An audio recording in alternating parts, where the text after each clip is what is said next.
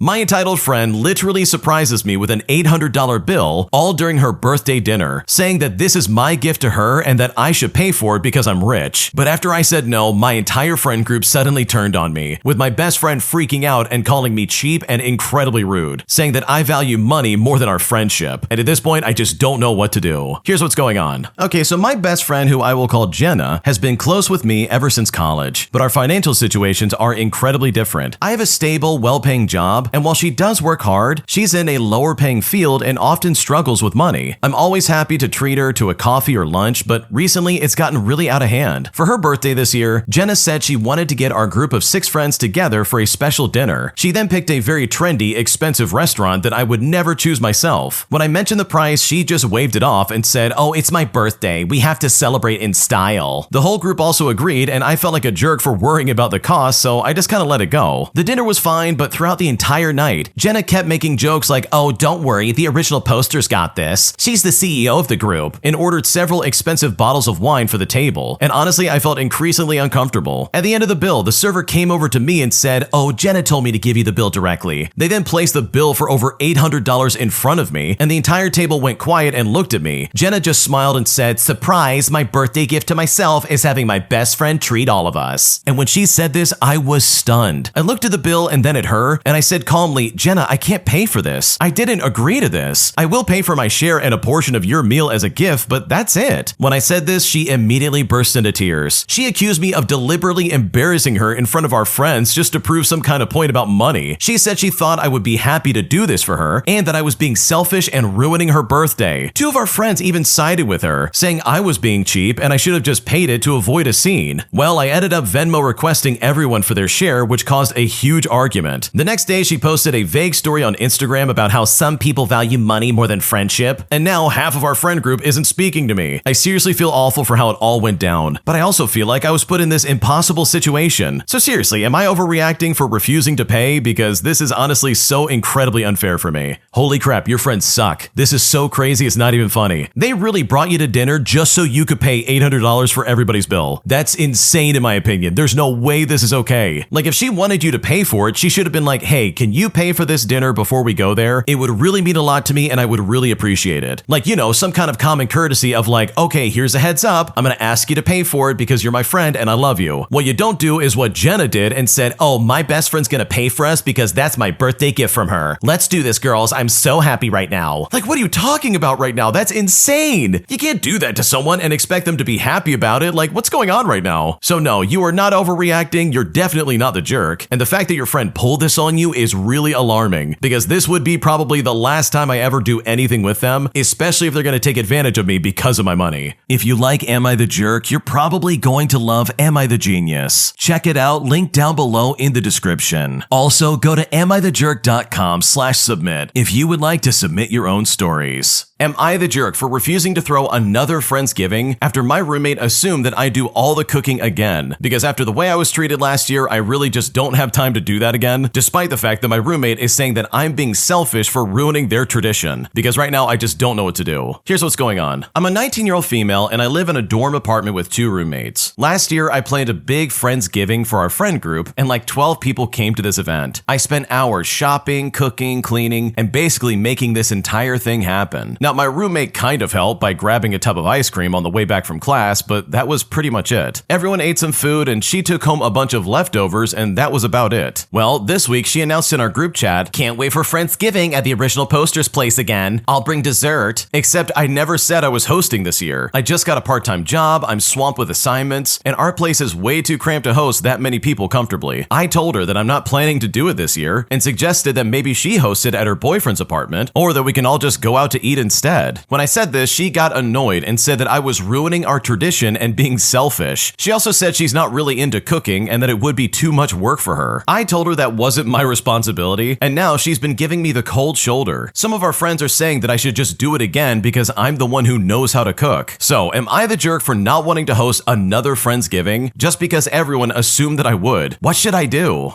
Okay, first and foremost, this friend sucks. Like seriously, they are absolutely not nice people, and the fact that they're treating you this way is so weird in my opinion. It's really funny to me that they're trying to be like, wow, you're ruining our tradition. But it's like, dude, you did this 1 year. That does not make this some kind of like long-standing tradition. And personally, I don't like that precedent of setting a tradition where it's like, oh yeah, this is on the original poster and they have to do all the work. Because nobody helped out with cooking, cleaning, shopping, doing anything to get this ready. Besides the one roommate who brought a tub of ice cream and then took all the leftovers on the way out. Like that's obnoxious and there's no way that's appropriate. So in my opinion, I would definitely step up and say, look, I'm not cooking, I'm not cleaning, I'm not doing any of that this year. I've got no time and I'm not interested. And if this lady really wants to complain, then by all means, announce that she's the one doing the Friendsgiving and not you. Because this kind of behavior is completely toxic and you definitely do not deserve that. My mom is constantly feeling entitled to get favors from me whenever she asks me to do something, but the second I ask for anything from her, she literally turns off and refuses to reciprocate, causing me to feel worthless and very unimportant in her life. Here's what's going on. So my mom has a tendency to ask for favors, and sometimes I help her out, and other times I say no because I'm busy and I have my own life, but needless to say, I have gone out of my way for her many times. She'll ask me to drive her to nail or hair appointments, to go buy food for her, even to buy a toy for her grandkids. Just recently, she had surgery and I offered to pick her up. I left my job early and everything to go get her. It's not that I expect something in return, but I just don't like feeling used either. This weekend, I went to the mall to get a gift for my boyfriend's birthday, and I saw these jeans that were on sale. I thought they would fit me because they were my size, so I bought them thinking they would fit me. But the line was too long to try them on, and I really was in a hurry. When I got home and I tried them on, I realized I probably needed like one size bigger. I didn't want to go back to the mall because I hate how crowded it gets, and I wanted to relax at home. Now, my mom goes to the mall often because she's addicted to shopping, and on the weekends, sometimes she runs errands with my dad as well. And keep in mind, the mall is only a 15-minute drive away from my mom's house, and my mom is retired, so she has plenty of days to stay at home and rest while I work full-time, so I get very little rest compared to her. I asked my mom if she had any plans of going out, and she said no. Then she asked me why, and I explained to her that I needed to exchange the jeans at the mall, but I was just way too tired to go myself. She then told me to go ask my dad because he was going out, but she was staying home. Apparently, she didn't want to go out for whatever reason. My dad ended up doing the favor for me, but what hurt me the most is that my mom later told me that she ended up going to my brother's house because apparently he needed help with his kids. So my mom could have also gone out to help me, but she chose not to. And so now it really feels like I'm just not that important. I never ask her for anything that requires too much of her, but she has the audacity to ask for tons of favors. But when I finally ask something, I get told no. I'm honestly kind of hurt. I know maybe I'm being petty, but my time is valuable too. And my mom should not feel entitled to ask for all these things if she won't even reciprocate it in return. So are my feelings valid? Because right now I'm still incredibly frustrated. No, I completely understand where you're coming from. There is nothing more frustrating than having a family member ask you all the time for favors and then never return that favor for you when you need something. And for me, it always leads down to this one conclusion where it's like, oh yeah, they think of me as like a doormat. They literally look at me and say, oh, I could just take advantage of you. You'll do it because you'll say yes, right? But the second you ask them for anything, they're like, oh no, I can't possibly do that. I'm way too busy. Go ask your dad. And you're like, dude, what are you talking about? I do stuff for you all the time. The least you could do is do this one thing that I'm asking you. Like, why can't you do that? That's like so stupid in my opinion. So no, how you're feeling is completely valid. I know exactly where you're coming from because this seriously is super annoying, especially when it comes from family.